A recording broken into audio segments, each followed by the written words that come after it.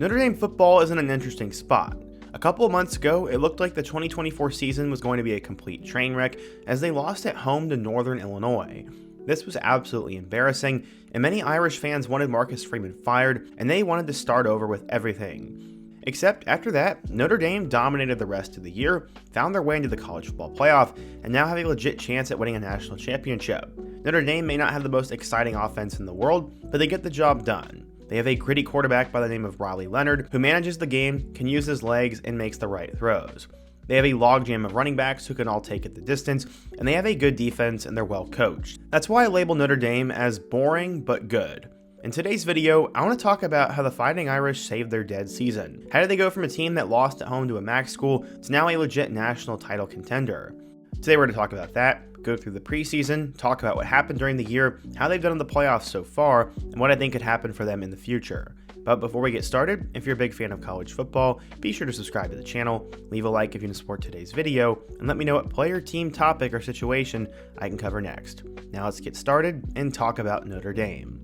I am a pretty creative person when it comes to college football topics, but I want your guys' help. Be sure to take a quick moment to leave your best suggestion for a future video I should cover on the channel, and I'm going to pick the best one from the comment section, and I'm going to do it next week and give whoever suggests it a shout out. Also, if you're a Notre Dame fan who stumbled upon the channel or a returning viewer, be sure to check out my Notre Dame football playlist, which will have all my videos about players or topics related to Notre Dame football. So yeah, now let's talk about the guy who's currently made Notre Dame boring but good. It starts with head coach Marcus Freeman. In 2022, Marcus Freeman was elevated from defensive coordinator to head coach after Brian Kelly left for LSU.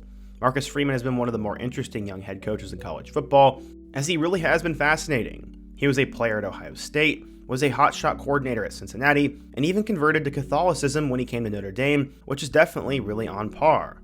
During his first full season of being head coach for the Irish, lots of people didn't think he was good enough to lead the Irish and thought he was a knee-jerk hire. Notre Dame ended up finishing the year 9-4, but with some really bad losses. He started the year ranked 5th in the country, but lost 24-10 to number 2 Ohio State.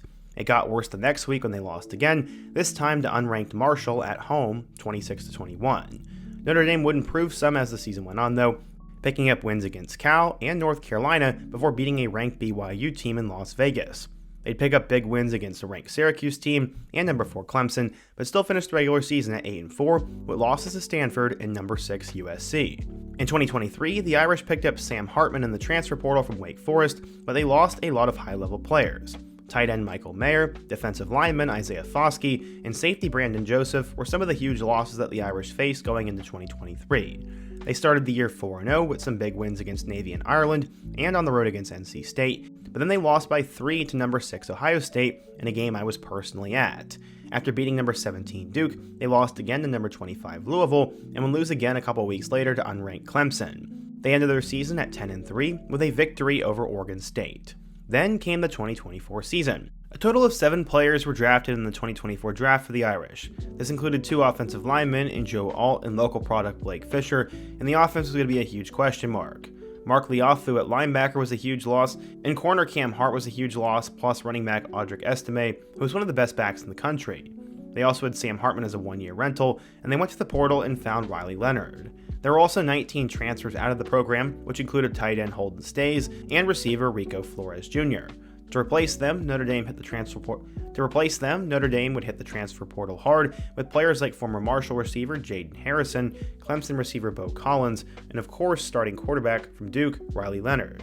They also added smaller impact guys like Chris Mitchell from FIU, Rod Hurd from Northwestern, and even Tyler Buckner from Alabama, who transferred in to play lacrosse at Notre Dame instead of playing football, but was apparently a big deal as a practice team quarterback. Other changes on the staff were also problems for Notre Dame to overcome, as offensive coordinator Gerard Parker left the team to be the head coach at Troy, so Notre Dame replaced him with Mike Denbrock from LSU. DeLon McCullough was able to stay as the running backs coach though, and a lot of people felt like that would only make Notre Dame's running game even better. They were also able to retain Al Golden, the former Temple and Miami head coach, as the DC. Notre Dame wasn't projected to make a ton of noise in the 2024 season, but they did start out the year ranked 7th in the country in the polls. College Football News projected them to finish the year ranked 5th in the polls, which was actually very accurate to how things ended up. There were definitely too many question marks about how Notre Dame would end up playing, even though they had a lot of really great talent on their roster and at their coordinator position. All of this came down to the fact that many people did not believe that coach Marcus Freeman could really just get the job done at the highest level of competition. So to start out the year, Notre Dame would play against number 20 Texas A&M, and this was exciting as Mike Elko played against his former team he coached at. Notre Dame ended up being the better team as they went on the road and won 23-13, getting off to a 1-0 record. In week 2, they came back home to play against Northern Illinois before they then go on the road and play their rival Purdue. I guess everybody overlooked that game, as while Northern Illinois had been decent at one point, no one expected them to compete in this game. Not only did they compete, but they ended up going into South Bend and won. This is one of the biggest upsets in college football history, and this was supposed to be the end of the Marcus Freeman era. Many were ready to run him out of town, and it didn't matter how the season finished. They were through with this guy. Then, though, they went on the road and played against their rival Purdue, who they hadn't played in a couple of years, and gave them their worst loss in school history as Notre Dame won 66-7. After that, they continued to rebound as they would beat Miami of Ohio 28-3, who was near the top of the MAC, and they would take on number 15 Louisville. This game ended up being close, and Notre Dame would hang on to win 31-24. This ended up being the closest game of the rest of the season, as from there, Notre Dame ended up going on a rampage. They beat Stanford 49-7, then they beat Georgia Tech 31-13, and then they killed number 24 Navy 51-14. All of a sudden, by the end of October, the Irish were 7-1, and were making their way back into the college football playoff discussion. Other teams were losing, and they were continuing to win. But how would that game against Northern Illinois hold up? Well, ultimately it didn't matter. They then played Florida State and won that game 52-3 before beating Virginia 35-14. The team was now 9-1, and they would face off with an undefeated team in Army. Yeah, Army wasn't the scariest team in the world, but maybe they could line up and give the Irish problems. They ended up winning that game 49-14, and all of a sudden the Irish were back to being legit. They'd have one more test as they'd have to go on the road against their rival USC, and while this game ended up being close, they had back-to-back pick sixes at the end, and they solidified that win 49-35, and the Irish went 11-1. To lead the way, Riley Leonard threw for 2,383 yards with 18 touchdowns, and he also ran for 831 yards and 15 touchdowns on the ground. He was a tremendous leader, a great game manager, and could use both his arms and legs. The running back room was honestly loaded, as Jeremiah Love took off as a superstar, running for 1,076 yards and 16 touchdowns. Jadarian Price also added 720 yards and 7 touchdowns, and true freshman Aeneas Williams ran for 200 yards and 2 touchdowns. In terms of the receiving game, Clemson transfer Bo Collins led the way with 37 catches for 458 yards and 3 scores.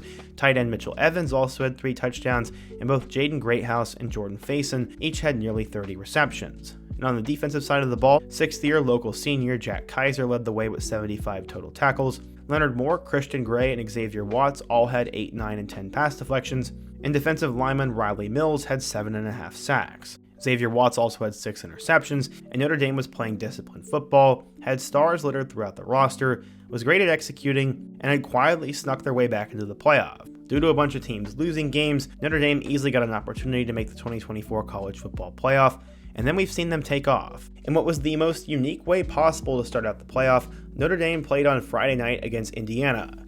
Indiana is literally one of the worst schools in college football history, whereas Notre Dame is the best.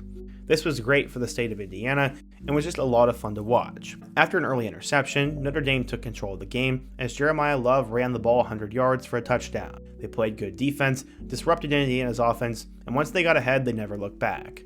They took their foot off the gas a little bit at the end, but ultimately, the Irish ended up winning that game against the Hoosiers 27-17. They'd now advanced to play against number 2 Georgia, and all the SEC armchair people were talking about how Georgia was going to kill them. They said Notre Dame was fake good and that Indiana was horrible. It looks like the SEC fans found out the hard way, as just a couple of days ago, after being delayed, Notre Dame won the game 23-10 against number 2 Georgia. Everyone in the world is going to throw a bunch of asterisks because of Carson Beck not playing, but Notre Dame just lined up and beat Georgia fair and square, and I honestly don't think it would have mattered who was the quarterback. All of a sudden, Notre Dame's going to face off against number 6 Penn State, and the winner of that will go to the national championship game. Notre Dame is just 2 wins away from winning a title, and nobody could have possibly seen this coming. Many thought they had an overrated quarterback, they had a terrible loss at home, and every year everyone says they're overrated. Except this year, when it's mattered, Notre Dame has won. The team has literally won 12 straight games, and I'm not quite sure if anybody can stop them. They have a tremendous offensive line, a great running back room, a leader quarterback, a good coach, and a disciplined defense. They also have momentum on their side, and I'm going to boldly say that Notre Dame probably goes on and wins the national championship. I just don't know if anybody's going to stop them. It'd be interesting if we get a rematch between them and Ohio State in the national championship. As well, the Buckeyes have gotten them the last 2 years. It's definitely hard to beat a team 3 times, and it'd be interesting if those two matched up again. That's who I likely think will be in the national championship, and that could be one for the ages. But what do you guys think? If you're a Notre Dame fan, how the heck did you guys save the season? What are your thoughts on Freeman? Why are you guys so good, and how do you think the year will end? Be sure to let me know down below, leave a like if you support today's video, subscribe if you're new, and check out some of the videos on the end screen. Hope to see you guys again soon, but until next time, peace.